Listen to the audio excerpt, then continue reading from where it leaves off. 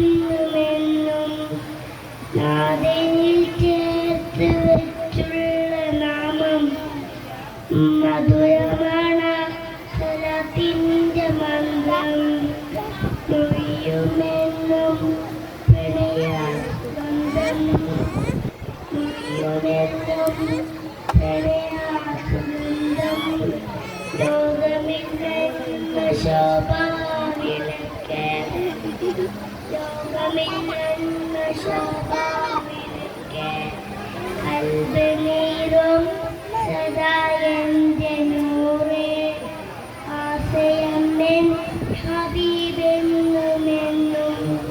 അസ്സലാമു അലൈക്കും.